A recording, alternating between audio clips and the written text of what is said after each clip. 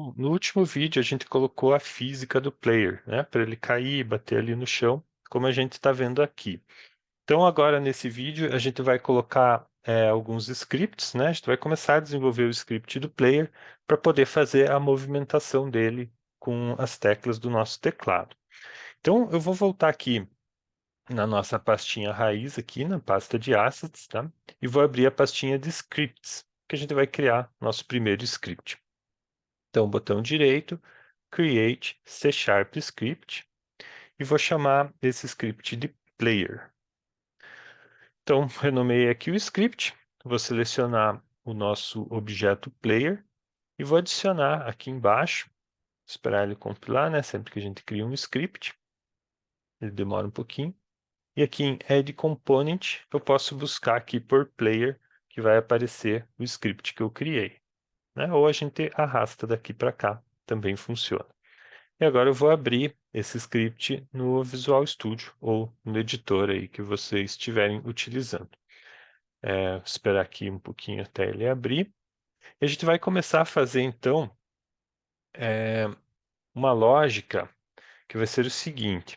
Cada vez que o player bater em alguma coisa, ele vai ser jogado para cima de volta, como se ele estivesse pulando, né? Então, quando ele bater no chão ou em alguma das plataformas que o jogo tem, ele vai ser jogado para cima, tá? Então, essa é a ideia inicial, né? E a gente vai desenvolvendo essa ideia ao longo do projeto.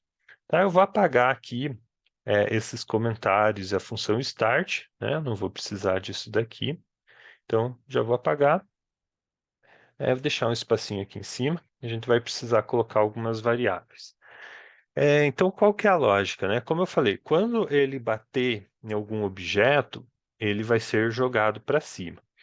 Então, a primeira coisa que a gente vai precisar é da referência do rigid body, porque a gente só consegue mexer na física do objeto se a gente tiver a referência do rigid body, tá? Então, eu vou colocar aqui, ó, uma variável pública, né? Vou colocar public rigid body 2D, tá? Importante que seja o 2D.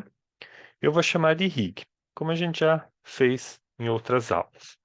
Eu vou chamar aqui de rig. E agora aqui, ó, depois da função update, eu vou abrir um espacinho aqui, ó, tá? Exatamente aqui, antes de fechar a função, né? Antes de fechar a classe, na verdade. E eu vou escrever aqui, ó, on trigger, ele vai oferecer as opções aqui pra gente. Eu vou pegar essa aqui, ó, on trigger enter 2D, tá? Tem que ser exatamente essa daqui, on trigger enter 2D. Aperto enter aqui, ele vai montar essa função para a gente. O que que é essa função? Essa é uma função que vai ser chamada sempre que o nosso objeto, ou seja, o nosso player, encostar em alguma coisa, tá? Esse trigger que ele fala aqui seria o gatilho, né? Então a gente precisa transformar esse player num gatilho, tá? Então eu vou salvar aqui, ó, e voltar para Unity para fazer algumas coisinhas por aqui, tá? Então eu fiz as edições lá no script, né? Eu vou ver aqui, ó, o script aqui no nosso player, né? Então ele tem aqui, ó, o rig, que é o rigid body, né? Ele fica esperando aqui que a gente informe quem que é o rigid body. Então a gente pode simplesmente arrastar daqui para cá, tá? E tá lá o rigid body.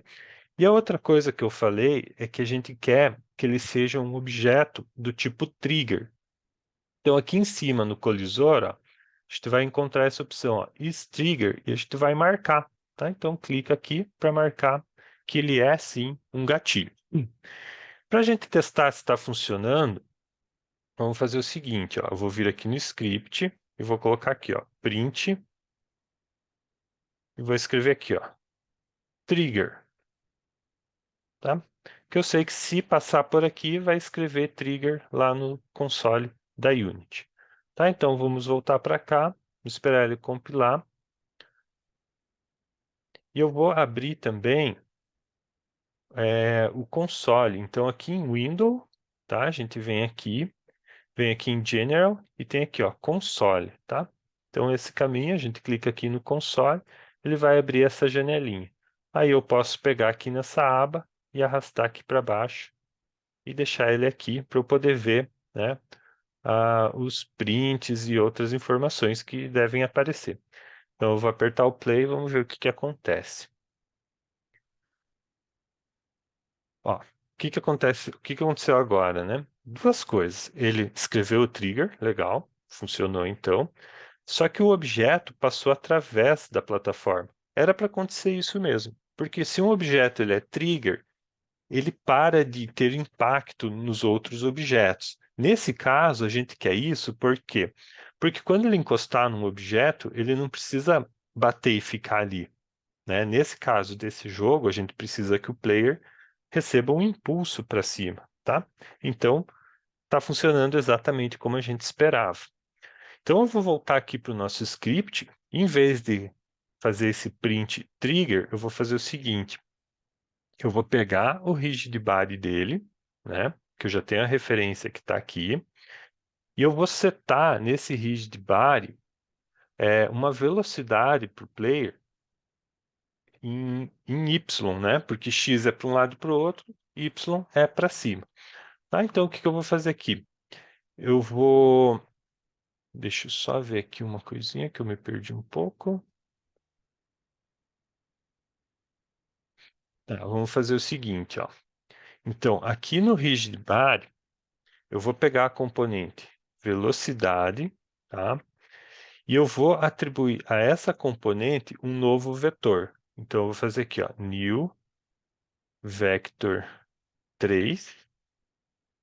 Ah, não, vector 2 mesmo, porque a gente está com rigid body 2D, né? Então, um vetor 2D.